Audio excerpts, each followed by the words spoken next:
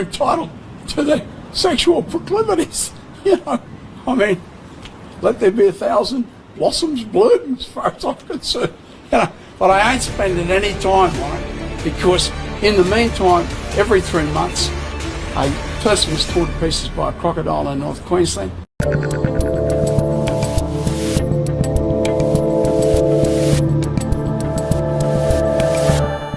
Don't ask how these things come across my desk, but they do, and that one got a chuckle out of everybody. Hello, I'm Dave Rubin. This is the Rubin Report. It's March 17th, 2025. We're live streaming on Rumble, on YouTube, on Locals. Share, subscribe, tap the notification bell, for God's sakes, if you have not already. Post-game show, rubinreport.locals.com. And yes, I did rest my voice a bit over the weekend, so I think we're back to like 90%, Dave.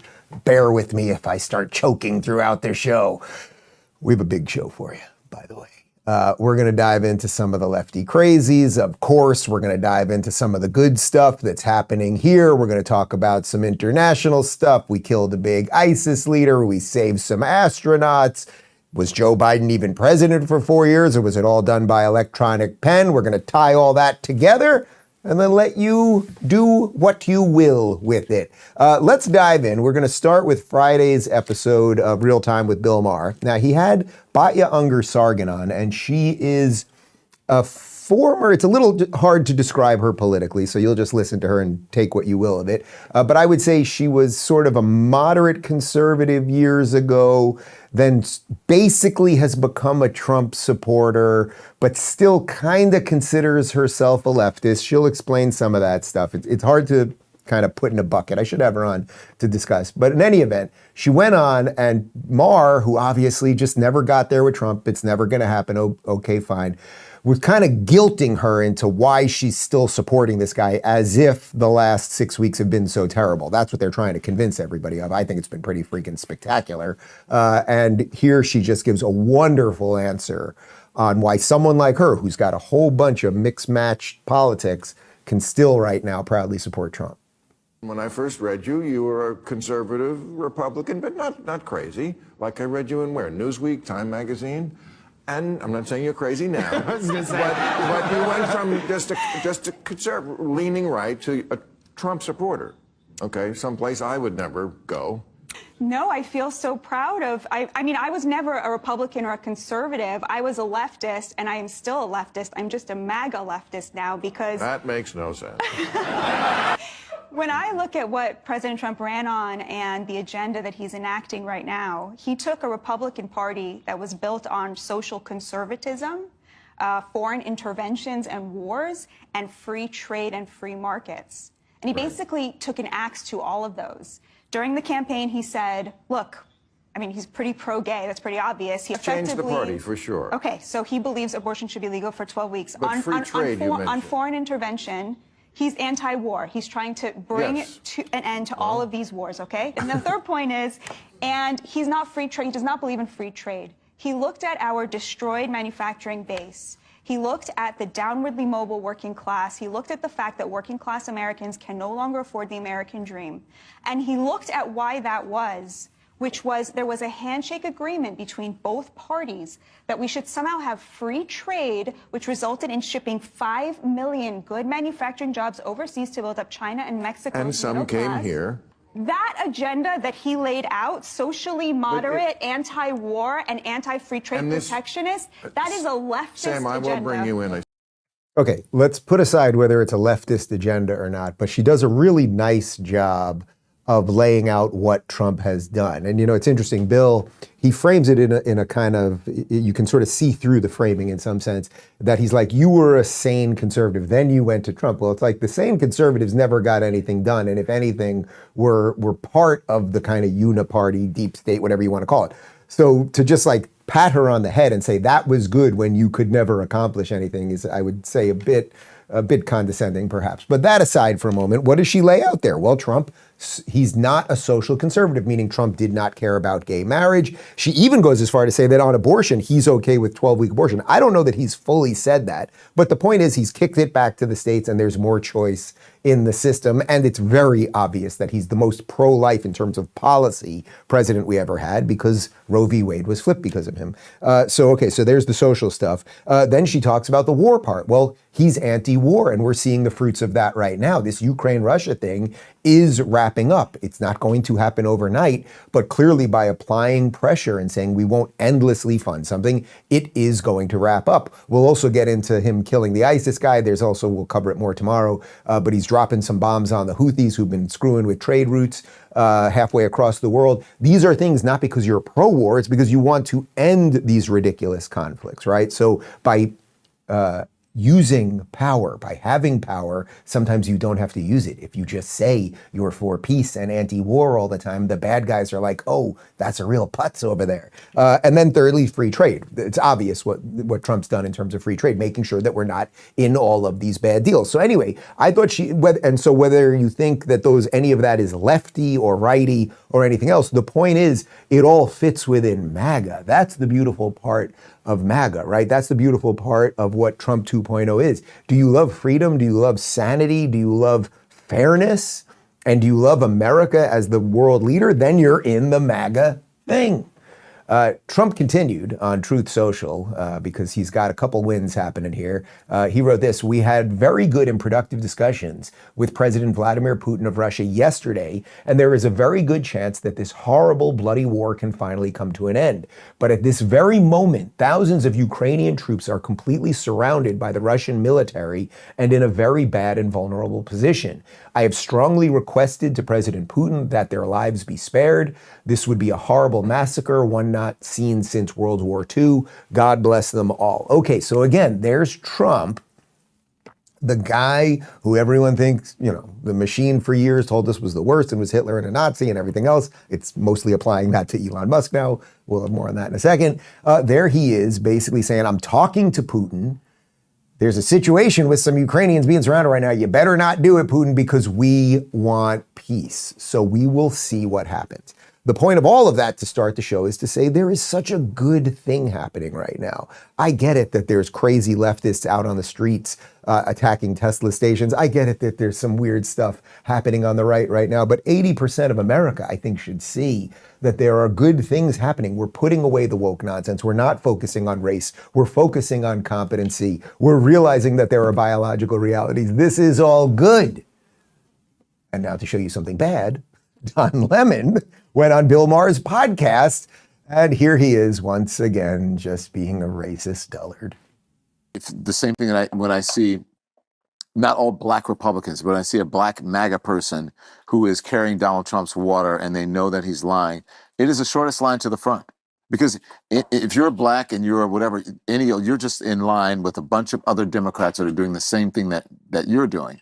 But if you become a black MAGA person, it's like, whoa, let's book this person, let's put him on television. So you don't think you can be a sincere black MAGA person? No, I just said, I don't think that, I just said, I think there can be sincere Republicans. But you can't be a sincere black Republican? I don't think that you can be a rational MAGA, be black and be a rational MAGA person. I think you can be black and be a Republican. I think they would find that very insulting. Well, I mean, the truth is often insulting. All right, let's put aside Lemon for a moment. Now, interestingly, you probably put this together yourself because according to the paperwork, I have the smartest audience on all of the online shows. What Lemon just said there, in essence, was exactly what Bill said to Batya when he said to her, oh, you used to be a sane Republican, now you're a Trump supporter. And what did Lemon say? Oh, you can be a black Republican, just not a black Republican Trump supporter. The implication is as long as you fit this box perfectly, as long as you're really just not a threat to us, we will pet you, you will get tapped on the butt, you will get the cookie, and the whole thing. So in some sense, what Bill and Lemon did there is exactly the same. I would say Lemon's is worse because it's based in the most pandering, racist way you could possibly think about a person. I believe that there are all sorts of black people, and they all have their own mind. And black people come to conclusions, much like white people do, by thinking about some things. So some white people end up liberal, and some white people end up conservative. And guess what? Some black people end up liberal and some black people end up conservative. Black and white people are actually made of the same stuff. It's just that there's a little difference in their skin color. It has nothing to do with their brains. Put that on the internet. That'll freak them out. Stephen A. Smith had Tom Homan on, and Tom Homan, of course, will play Tom Homan in the movie about Tom Homan, the Tom Homan story starring Tom Homan. And he's deporting a lot of people. And Stephen A. Smith, who did not vote for Donald Trump, but is not doing the Don Lemon. He's not saying, oh, if you're black or anything else, you're an idiot or you're racist for supporting Donald Trump. Here he is crediting Tom Homan for what's going down. I shouldn't say this. It's actually bad for me to say this on camera, but I haven't minded you at all, going at elected officials and law enforcement officials and letting them know that they were going to be accountable if they didn't follow the law. Didn't bother me at all to see that from. Yeah, I don't even need to show you the Homan answer. The Homan answer was, yeah, I'm doing it. Like, the guy just does not give an F. But Stephen A., I don't know if it's good or bad for you to say what you think. It's what you do for a living. So I don't know that it's bad. You're going to get, I don't know, I guess you're going to get some pushback because it'll make it seem like you're for getting rid of illegals. Well, most of Americans are for it. But that's the point. When you compare, and guess what? Don Lemon, I checked. Don Lemon is black. Stephen A. is black. They've come to very different conclusions. Does that mean, according to Don Lemon, that means that Stephen A. is less black than him? I don't know if there's a test. Is there a test? The black test? We should come up with a test. You're black, you don't think like me, you're not black. You're white, you don't. It's so stupid. Let's talk about Tax Network USA for a moment, and then we'll get to some deportations, and they are a-coming, and they're spectacular. The IRS is the largest collection agency in the world, and for 2025, it's stepping up enforcement. If you owe back taxes or have unfiled returns, do not wait for the IRS to come after you. Ignoring your tax troubles is the worst mistake you can make. The smart move? Get ahead of it now, but never, never face the IRS alone. Turn to the experts at Tax Network USA. Not all tax resolution companies are the same. Tax Network USA has direct, preferred line to the IRS, meaning they know exactly which agents to deal with and which to avoid. Their proven strategies are designed to settle your tax issues in your favor, whether you owe $10,000 or $10 million. With over $1 billion in tax debt resolved, their attorneys and negotiators know how to get results.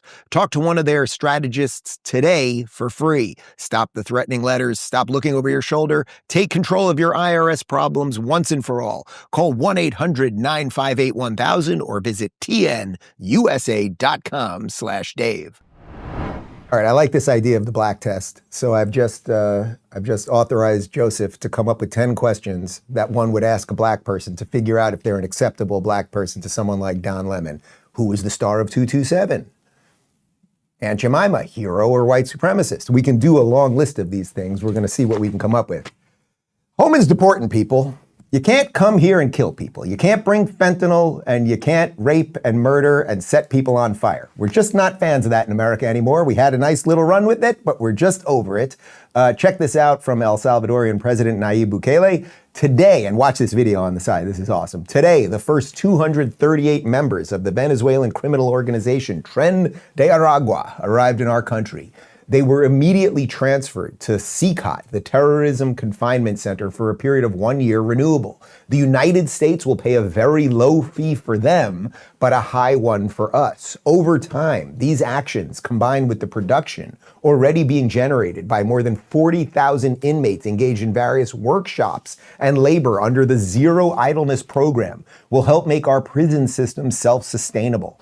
As of today, it costs $200 million a year. On this occasion, the U.S. has also sent us 23 MS-13 members wanted by Salvadorian justice, including 2 ringleaders. One of them is a member of the criminal organization's highest structure. This will help us finalize intelligence gathering and go after the last remnants of MS-13, including its former and new members, money, weapons, drugs, hideouts, collaborators, and sponsors. As always, we continue advancing in the fight against organized crime, but this time we are also helping our allies, making our prison system self-sustainable and obtaining vital intelligence to make our country an even safer place, all in a single action. May God bless El Salvador, and may God bless the United States of America. Guys, it cannot be overstated how great this is. So what he said was, it's a low cost to the United States. So we're paying them a little something to take these people.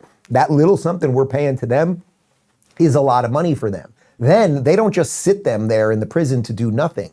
They are putting these people to work, and then their prison system will actually become profitable. Now, there might be ethical issues down the road with that. If you have highly profitable prison systems, somebody in the prison system might want to put an awful lot more people in there. But at the moment, if getting the worst of the worst out of the US to a place that can do something that's then profitable for them and good for us, this is great. And this is the alliance that you can see happening with some of the countries that are turning things around right now. I would say Malay is doing it in Argentina, obviously Bukele in El Salvador. We're doing it here in the United States. There is good things happening.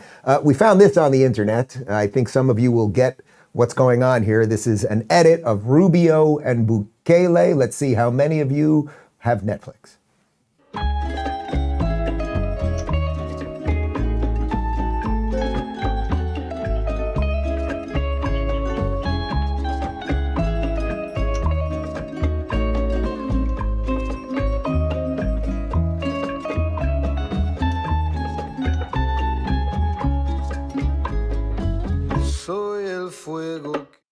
We didn't play that just for the song. That is a takeoff of Narcos on Netflix, if you haven't seen it. Let's continue with what's going on here with the deportations, because they're not without a little bit of fighting happening right here in the United States. Check this out from Libs at TikTok. U.S. District Judge James Boasberg, an Obama appointee, just halted deportations after Trump invoked the Alien Enemies Act. He also reportedly ordered planes that were already in the air deporting illegals to turn back to the U.S. So first, let's just define what the Alien Enemies Act is. This is from the AP. The Alien Enemies Act is a sweeping wartime authority that allows non-citizens to be deported without being given the opportunity to go before an immigration or federal judge. Okay, so the question that needs to be asked is, what are we going to do about these activist judges? Donald Trump has a mandate. He has a mandate. He's doing exactly what he promised when he was running for president, which is deporting gang members and criminals first. Does it bother you as an American that they are using the Alien Enemies Act so that we can get rid of MS-13 and Tren de Aragua criminals? That's what they are. Well, of course, it bothers the Democrats because they want Trump to fail, even though, and I would say specifically so, that it would lead to the failure of the United States. My favorite Democrat these days, you know who she is. She's got big eyebrows and a sassy mouth. Yes, that's Jasmine Crockett. She went over on Jake Tapper's show on CNN, and she's very concerned about the criminals who are bringing in the drugs and raping the women. We should really focus on those people, not you. To deport undocumented Venezuelans that the administration say are dangerous individuals with ties to the gang Tren de Aragua. That gang is obviously associated with a lot of crime, human trafficking, drug dealing, theft, shootings, including in your state of Texas, right outside of your congressional district. Do you agree with this? And if not, what's your issue with the U.S. using any tool at its disposal to remove undocumented violent people from this country? Well, my argument is that we already have tools that are available to remove undocumented violent people from our country. And so the idea that you want to go into a zombie law, this is kind of like what we saw in Arizona when they decided to revive a zombie law around abortion. It is the fact that we can't trust this administration to actually use a scalpel, but instead they love to use a butcher knife on things. Yes, meaningless drivel lady. Oh, if the administration just did it a little bit more like you would like them to do it, then you'd be for them. Of course not. There is nothing that Trump or Tom Homan or Elon Musk or anyone else, there is nothing they could offer them that these people would be like, okay, it's being done the right way, right? So what do? This is the same thing that they're arguing about, about Doge. Oh, if they would have just done it with a bit more of a scalpel, that's literally the word they're using. If it would not be a hatchet, but a scalpel. No, you people have had opportunities to do this for 30 some odd years and you have not done it, right? If not longer than that, actually. So Trump's going in and they're banging some heads and they're cracking some skulls and they're exposing fraud, and that's what Doge is doing. And what are they doing this way? Yeah, they're using the Alien Enemies Act, because guess what? If you're in MS-13 and if you're raping and with the fentanyl and everything else, you're an enemy. You gotta go. Here she is also explaining that if we get rid of these people, she can't make the distinction between people that are raping grandma and picking fruit. But if we get rid of these people, nobody is going to do our menial tasks. And for some reason, Democrats want a permanent underclass of people, and they think that makes them the good guys. How many of you are sending your kids to college to go and work on them? Okay, well, guess who is working the farms? So that you can afford your food. So that you can have food. So that you can have food. Now, how many of you are looking to send your kids into hospitality after this college education so that they can go and make the beds at the hotels? How many of you are planning to send your kids to college? Because that's what we do here. We send everybody to college. How many of you are planning to send your kids to college so that they can then go and build these houses? So the reality is that so long as we live in a capitalist society, there's always going to be someone or a group of people that will do work that some of the rest of y'all don't want to do. These are the people. All right. First off, the fact that she doesn't even really understand what capitalism is. She's also kind of making an argument that you shouldn't send your kids to college because there's all sorts of ways you can learn how to do other things. And, there's absolute respect and decency in being a home builder. But as far as this thing, they're all saying this. And in some sense, it's actually the most racist and I think anti-leftist idea that you would have this perfect, endless supply of lower class people doing what she's describing as the menial jobs. Yeah, it's really tough to pick bananas all night. You know the song Deo? It's about a guy who was picking bananas. Bunch. He's picking bananas. Did you know that? That's what the song's about. Yeah, people don't know that. He was picking, and then working night and the sun come up. Okay. He was daylight come and me want to go home. And the reason he wanted to go home was because he was picking bananas all night. And it's a tough gig. Great song, tough gig. We're teaching people today. Yes, okay. I will grant you it's a tough gig that not many people want. I'm in a place here in Florida where they're knocking down houses left and right. Everywhere I go, there are all these guys building these houses. It's hot as hell here in Florida. It's a tough job to do that. You're right about that too. And you know what? It's tough to be a waiter and all sorts of things, right? It's tough to be in the service industry. And it may be not the most fun thing to make people's beds. The problem is, if you think that that's all those people are here for, they are about to be replaced by these. There are little robots in our phones, and they're in drones, and they're in all sorts of things. And it's happening already. So what is first up, so your argument is thin in so many ways. First, it's like, okay, let's just keep these people. We just want these people to do our menial tasks. Well, congratulations. What about their pursuit of happiness? That's number one. Number two, they're all going to be replaced by robots. And when they're all replaced by robots, you know what's going to happen? Then they're not going to have jobs. And then you people are going to put them on the government dole. And why would you want that? Because once they're getting that government cash, they're going to vote for Democrats all the time. Do we have video of exactly what I'm talking about right now? Is it possible that there are robots picking crops right now, which would blow a massive hole in Jasmine Crockett's argument? Hey, Kyle.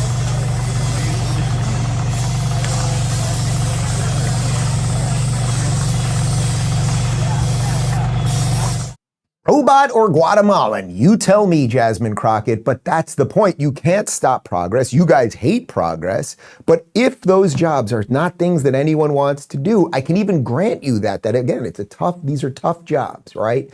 But they're going to be replaced. So you're not bright, is the nicest way I can say it. But the point of all of this is that when it comes to immigration, it's not about the economy. That's not the lead argument that has woke people up about this, right? Like, would most people be okay with largely keeping these people in these jobs? Sure, and never thinking about it and having your housekeeper and the guy building your house. Most people would just allow that system to continue, again, until it collapses for technological purposes. But it's not about the economy. It's about the culture. We have imported people who want to destroy our country. And it's not just us. It's Germany, it's UK, it's France, it's Belgium, it's Holland. You get it, right?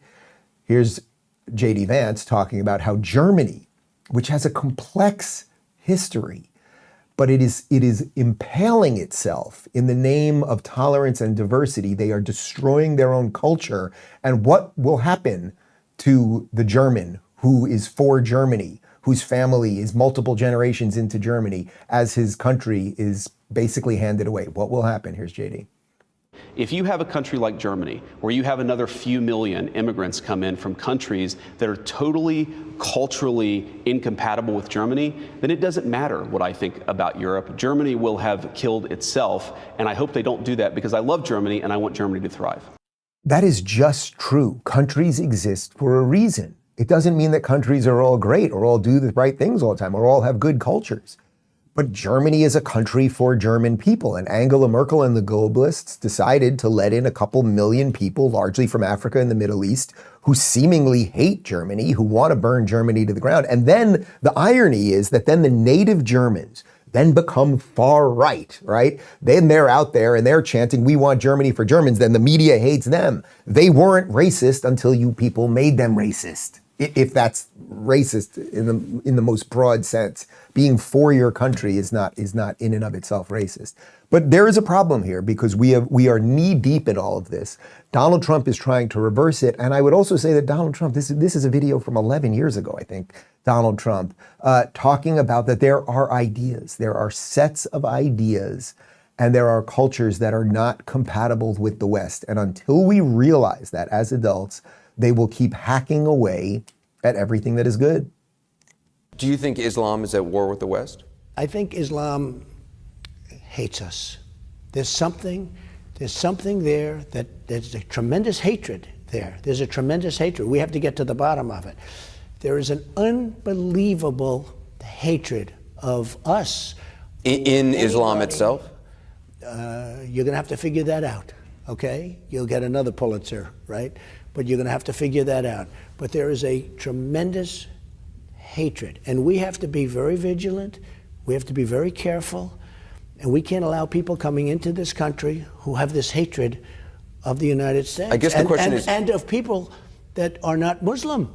I guess the question is there a war between the West and radical Islam, or is there a war between the West and Islam It's itself? radical, but it's very hard to define. It's very hard to separate because you don't know. As always, I just love those old videos of Trump because he's right. And even there at the end, and Anderson, you're gay. You're gay. What do you think these people would do to you? Are they doing any gay marriages at mosques? Do you think that if you wandered over to Gaza or somewhere in Syria or elsewhere? But this is the difficult, it's the suicidal empathy, as Gadsad talks about, of the liberal mind. So look, that is not to say that your neighbor who is a Muslim is not a good person. I judge people on their individual actions and thoughts, et cetera, et cetera. But the set of ideas that Islam largely has brought in is not good for free people in Islamic countries. And then why is it that we see people burning American flags and put Israel and those Jews aside for a second, but even this weekend in New York City, yanking down American flags, rampaging through the streets, taking over. You can't just take over Fifth Avenue unless you can, because they're allowed to do it. And this has happened all over these countries. And we just added this to the show a minute before we started. But Conor McGregor, MMA fighting legend, is he officially running for prime minister?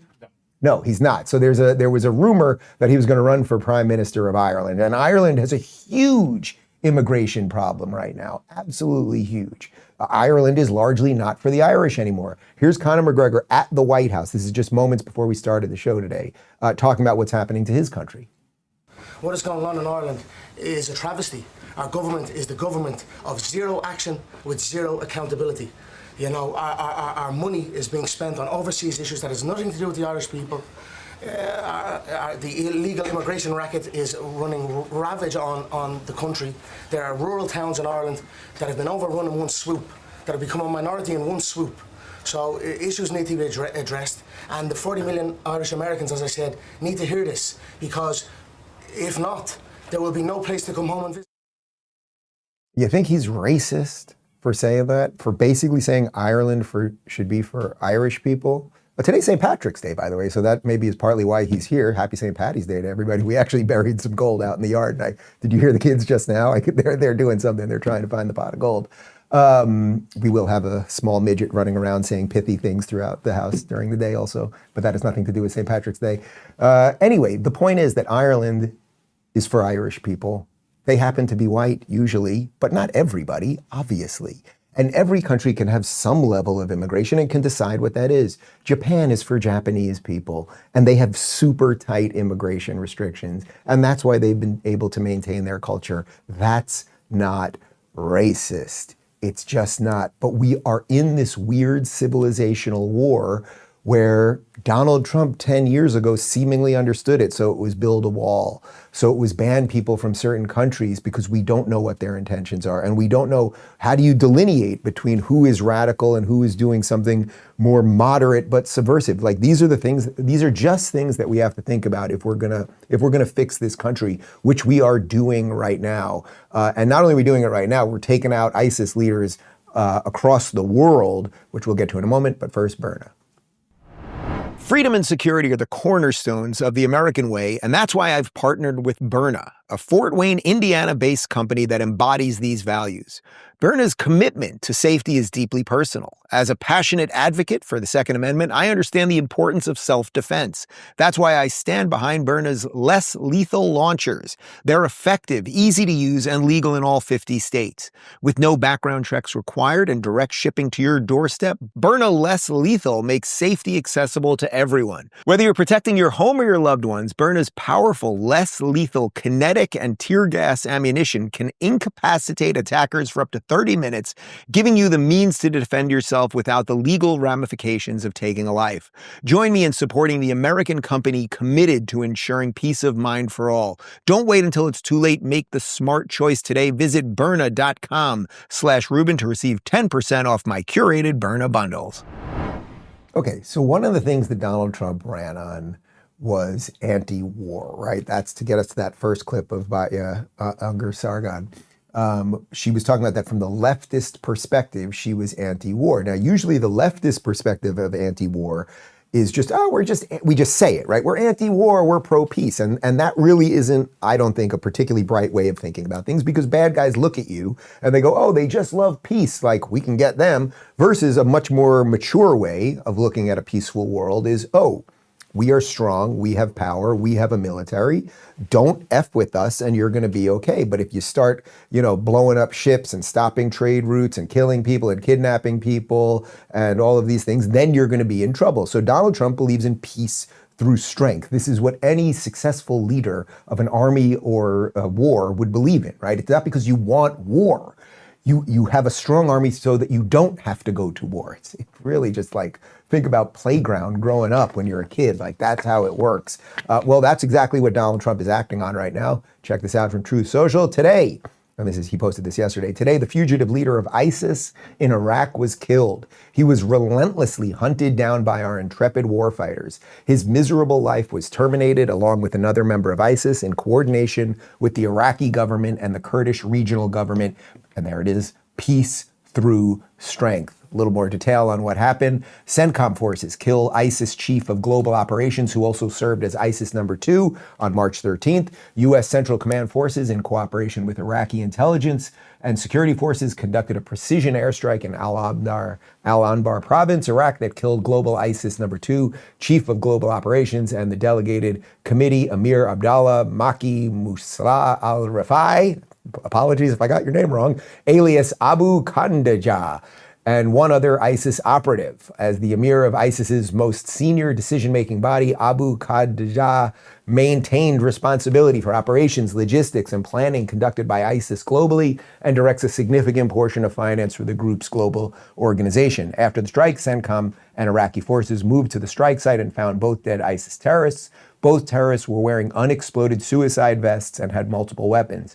CENTCOM and Iraqi forces were able to identify Abu Khandaja through a DNA match from DNA collected on a previous raid where Abu Khandaja narrowly escaped. Abu Khandaja was one of the most important ISIS members and the entire global ISIS organization. We will continue to kill terrorists and dismantle their organizations that threaten our homeland and U.S., allied and partner personnel in the region and beyond, said General Michael Eric Kurilla, Commander, U.S. Central Command. So look, the point here is, guys, this is not, Trump didn't do this like, oh, I love war, let's just start blowing stuff up.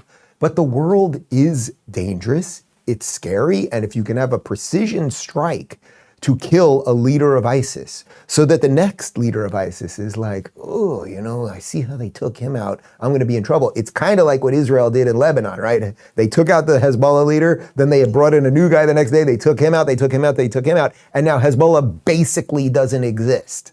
Certainly doesn't exist as they did a year ago. I just thought this was good from Johnny MAGA. Trump watching the airstrike footage in his golf fit with a signed MAGA hat goes crazy. And you can see just there's Trump, the MAGA hat, the whole thing, just like, we're just doing it. We're just doing it. And the beauty of this, and this will get us to something we're going to talk about in a few minutes, is that you know that Trump is making these decisions. He's leading, right? And that's just, again, in such stark contrast to where we were for the last 4 years, where we had it's not that the policies were just bad, we had no freaking idea who was in charge. So whether you like the idea of a targeted strike or not, whether you like the idea of deportation or not, everything, you know who's doing it and you know who to vote for, right? Or vote against. And that's not what we had 4 years ago. And that in and of itself is probably enough reason to vote for freaking Trump. We'll have more because there was this crazy story. We have left astronauts just hanging out in space, largely for political reasons. Well, we just saved them thanks to, Elon. We'll have more on that in just a second, but first, G to 5. You guys know I'm all about logic and reason, and here's one simple logic. If your feet are killing you at the end of the day, you need better shoes. That's why I love G-Defy shoes by Gravity Defier. Unlike trendy sneakers, these are built on real shock-absorbing technology. Their patented Verso Shock system absorbs impact, returns energy, and helps align your body so whether you're walking, running, or standing all day, it feels effortless. Right now, my listeners get 30% off orders over $120. Just text Rubin30 to 91888 or visit gdefy.com and use code Rubin30 at checkout.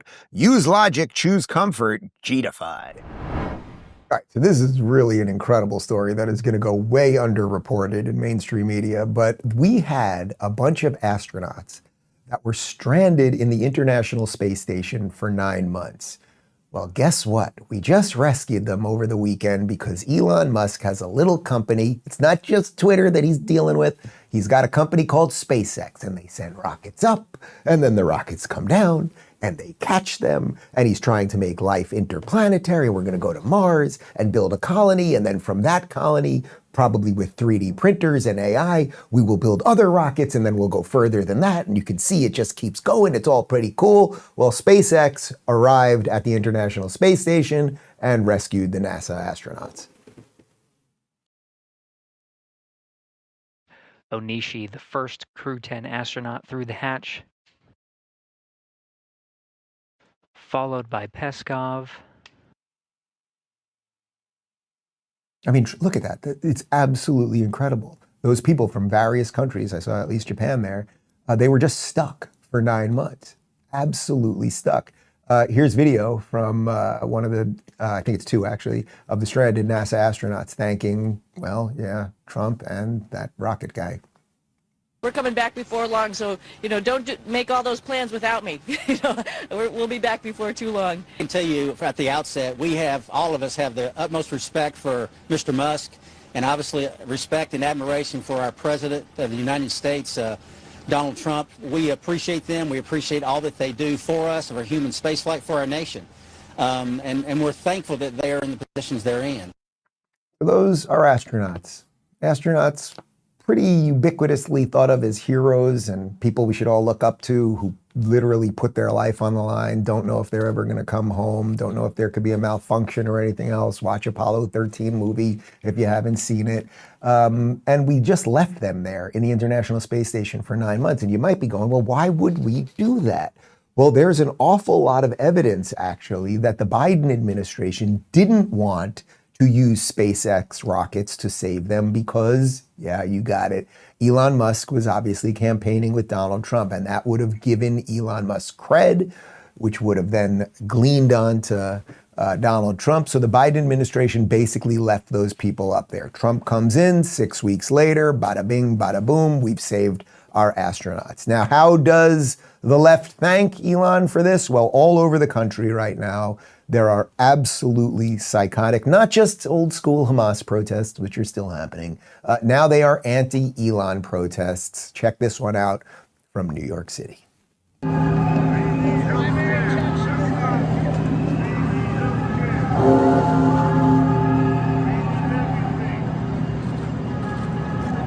Yes, yes, you LARPing losers. Elon killed me with their tombstones. Elon cut Medicaid. No one, I have not heard one Republican, and please correct me if I'm wrong, I have not heard one person out there anywhere, maybe the most zany libertarian, but no one mainstream is talking about cutting Medicare and Medicaid. They're talking about getting the fraud out of the system and making it more functional.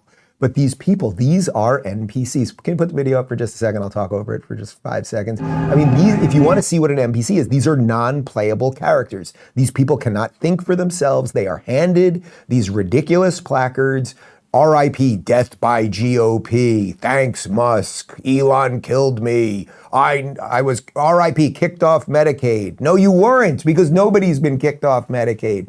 But this is what years of brainwashing and terrible education has led to these people, seemingly young people, laying on the floor of filthy New York City saying that Elon Musk killed them, while he is the one that's literally sending rockets to save people in space.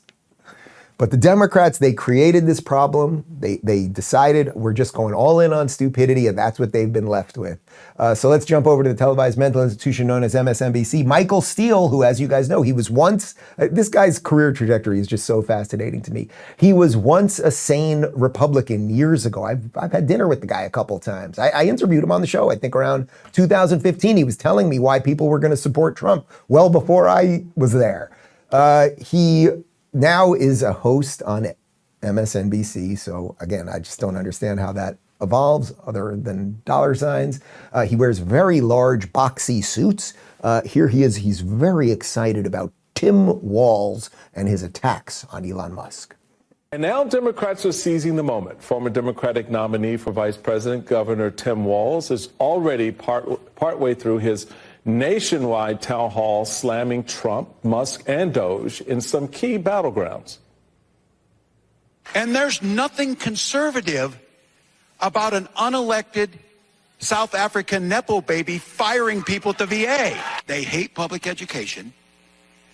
I think they hate it for the reason we all know in here. It's easier to run an authoritarian government if you don't have a population that knows. My mama always warned me about those South African Nepo babies. And hey, here we are. Walz's tour is just getting started.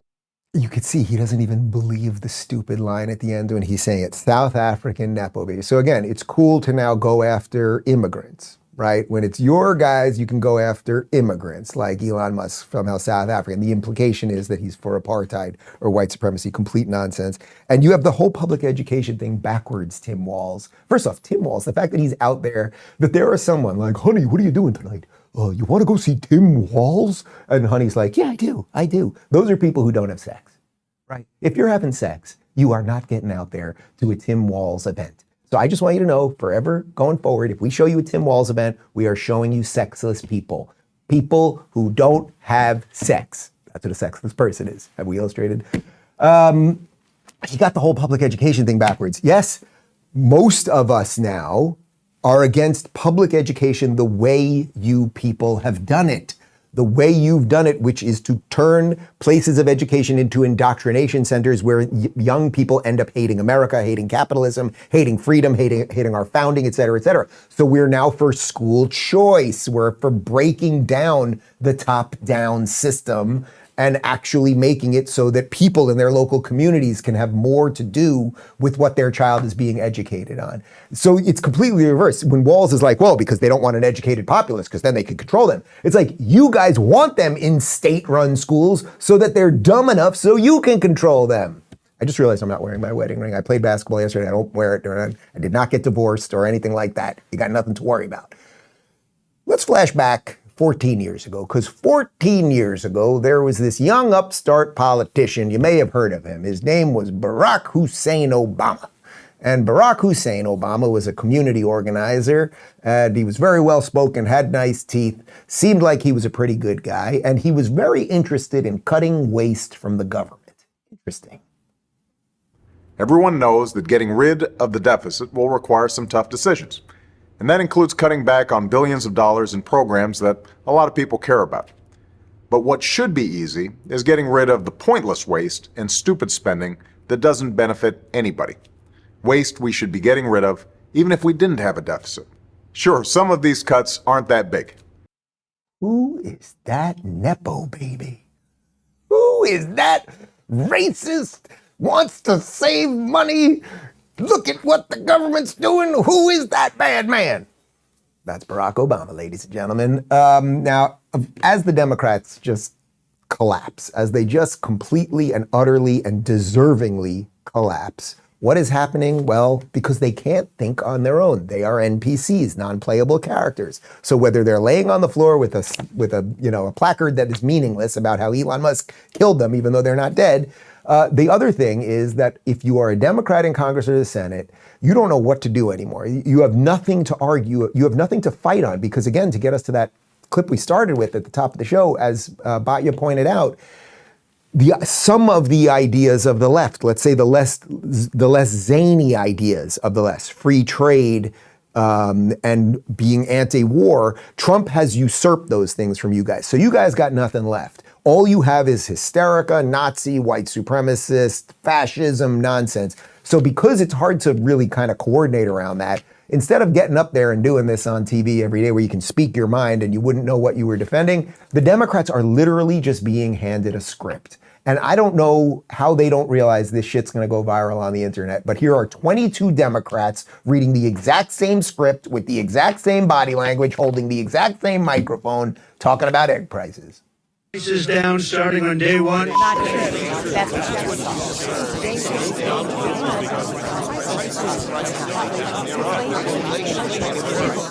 Robots, NPCs, non-playable characters, programmed to say things, not because they believe them, but I've been given a script. Egg prices, beep, pop, boop, pop, ding, dang, doop, doop, UBS port, something, wireless charger.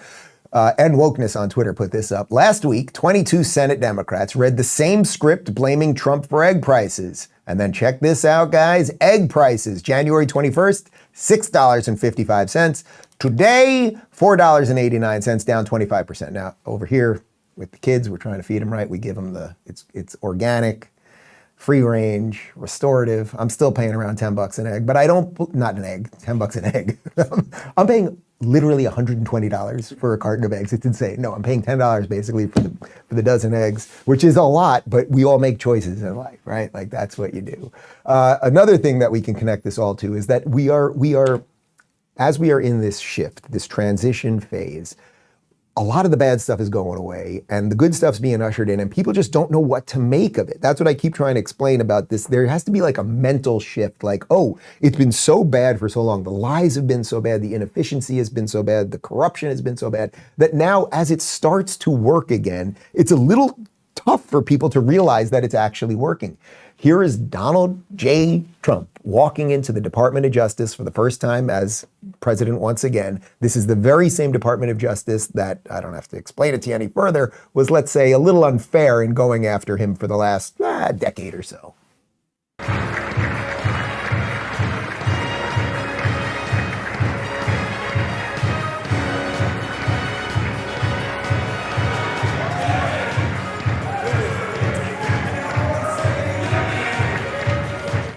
Picture this. Picture it. 1984. You're watching, you're being told that one day Donald Trump is going to be a two-time president with the guy in between him. He'll have been attacked, shot at, blah, blah, blah. He's going to walk into the Department of Justice with the YMCA playing in the background, the very same people who tried to, in essence, destroy his life, career, business, political future, and everything else. Like, you would not believe that. Check this out from ALX on Twitter. How it started, and here's a picture of Merrick Garland, our former Attorney General. Garland, I personally approved the Mar-a-Lago raid. That was in August of 22. How's it going? Here's Dan Scavino Jr., 31 months later, Donald Trump at the Department of Justice. So it's a wholesale change, guys. It really is. And Trump continued now on some of the things that Joe Biden did in office, because we are going to have to unfurl some of this stuff. Check this out from Truth. The pardons that sleepy Joe Biden gave to the unselect committee of political thugs and many others are hereby declared void, vacant, and of no further force or effect because of the fact that they were done by autopen. In other words, Joe Biden did not sign them, but more importantly, he did not know anything about them. The necessary pardoning documents were not explained to or approved by Biden. He knew nothing about them, and the people that did may have committed a crime. Therefore, those on the unselect committee who destroyed and deleted all evidence obtained during their 2-year witch hunt of me and many other innocent people should fully understand that they are subject to investigation at the highest level. The fact is, they were probably responsible for the documents that were signed on their behalf without the knowledge or consent of the worst president in the history of our country, crooked Joe Biden. Guys, this is really, this is big and important. We do not know who is running the country for 4 years, although Jake Tapper's writing a book about it that'll be out soon. It was obvious. They lied to us. They kept it in that airlock until the night of the debate back in the end of June. I think it was June 27th of last year, when Biden just completely broke down, and then suddenly everyone was allowed to talk about the very thing that we were all talking about that they were hiding from us.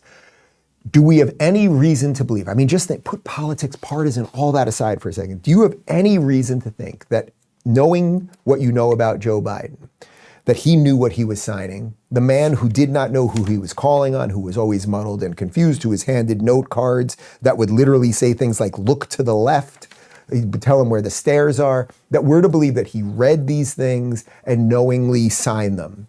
We know he didn't even sign them because it was done by autopen.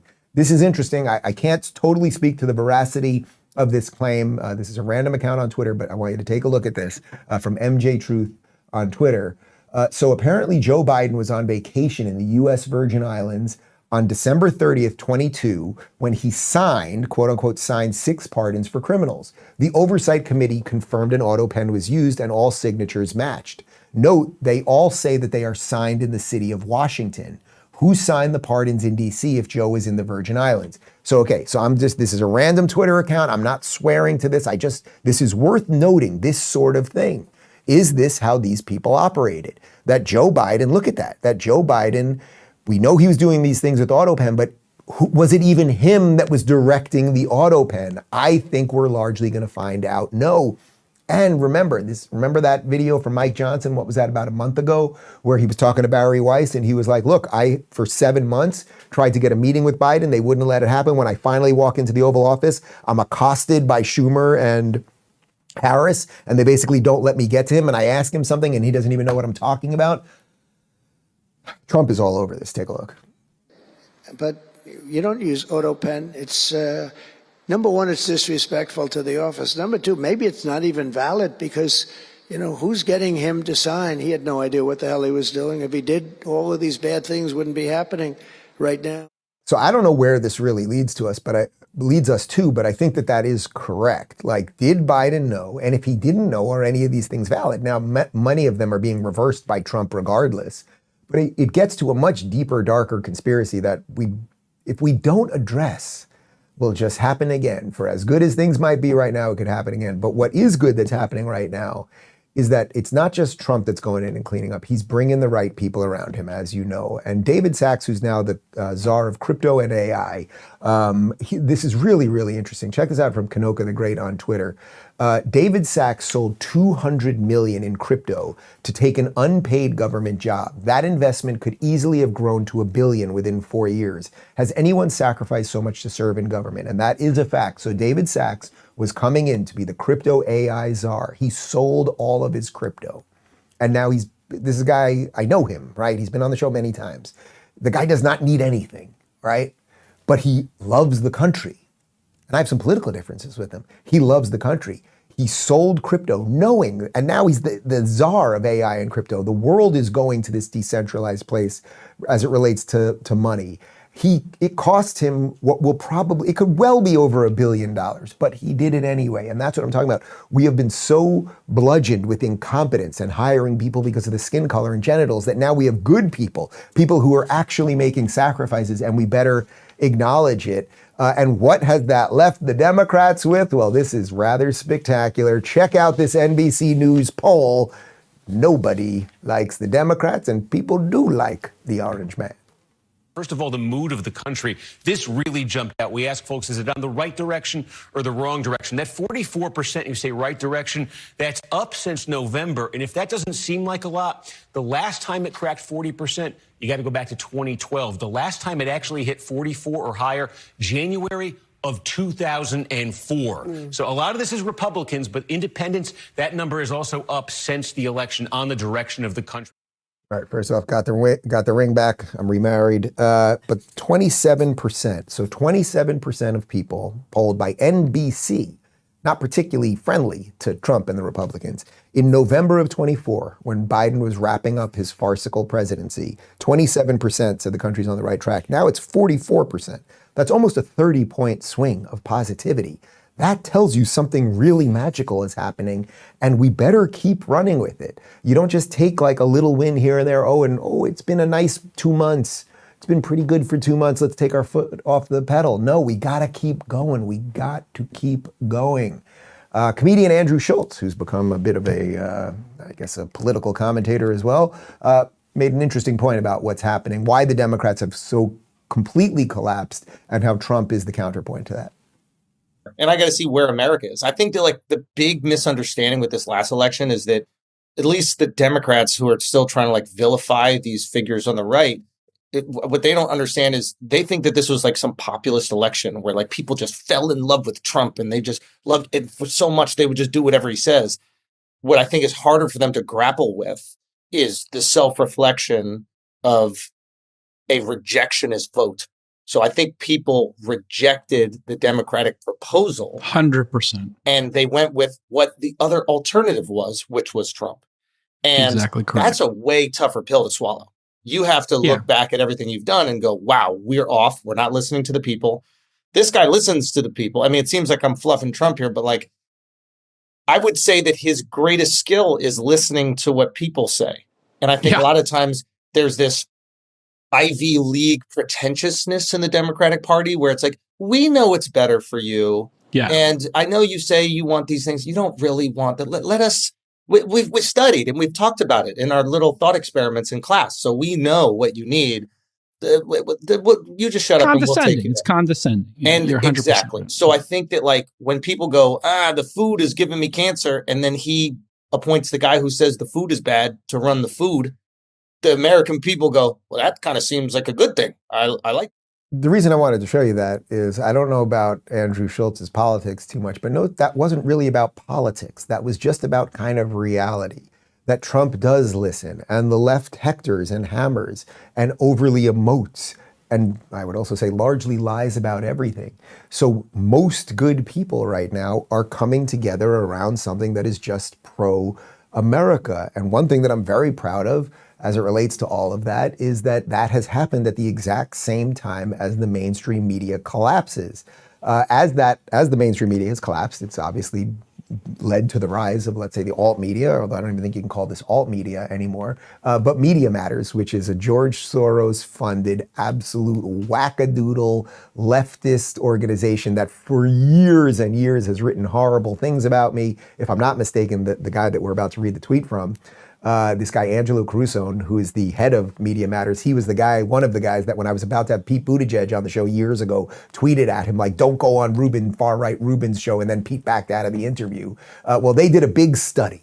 They did a big study to figure out that nobody likes the left and that a lot of people like people on the right. Look at this. This is from Angelo Caruso, CEO of Media Matters. What you see here is the clearest illustration why things are so messed up and why it cannot get any better until this asymmetry is addressed. Put simply, right wing has narrative dominance. My organization, Media Matters for America, did this study and it's been sounding this alarm for years. Some thoughts. Now, I'm on there, and by the way, they did this by subscribers, so my little red bubble should be way bigger than that if they had done it by views. That would be my main complaint about this. But the point is, they've got me, they've got Charlie Kirk, they've got Joe Rogan, they've got Russell Brand, all the usual suspects. There's Shapiro, blah, blah, blah. Most of Jordan, Theo Von, most of these people were not even right-wingers years ago. You people have tried to destroy all of these people. How many articles of nonsensical things have you done? You guys did all of this. The left, why don't we have our own Joe Rogan? You had him and you purged him. You purged the mushroom-eating conspiracy theorist and made him a conservative, you dingbats. That's all of our show for today. I have to go to the backyard and uncover pots of gold and chase around small people. Have a nice day. Thank you for watching. RubinReport.locals.com if you want to join us for the post-game show in just moments. Goodbye. It's only 3 days till the beheading, and I've got no idea what I'm going to wear. Abdul seduced me online. He had me at free healthcare. So this is my 6th marriage. I've been widowed 5 times. 6 times. I'm so glad I've moved over here. It's everything those guys on the chat rooms told me it would be, and it's full of so many wonderful surprises. Didn't have to do this again. Are you ready, girls? Yeah. Hang on, I'm recording it for Instagram. Ta-da! What do you think? Oh, man surprised me with it yesterday. #OMG, #JihadiJ.